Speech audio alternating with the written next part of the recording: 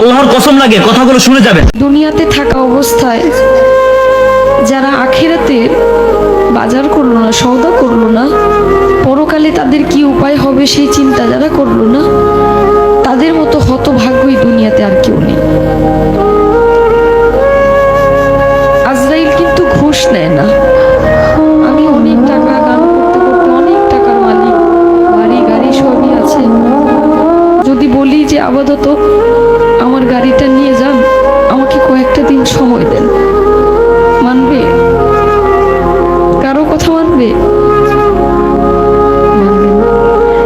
মৃত্যুর কথা যে মানুষ দিনে 5 বার স্মরণ করে, সে কোনো ভুল কাজ করতে পারে না। একবার স্মরণ করে দেখেন, আপনি মরে গেলে আপনার সঙ্গে কে যাবে? আপনি মরে যাওয়ার সঙ্গে সঙ্গে সকল কিছু ভাগাভাগি হয়ে যাবে।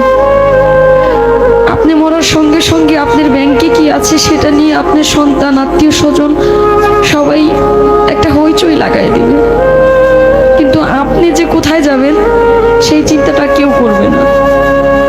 মৃত্যুর কথা যখন স্মরণ হয়, নিজের কাছে খুব অপরাধী মনে হয় যে আজরাইলের সামনে কি জবাব দেব, কি বলবো, সেদিন কি বলার আছে আমার।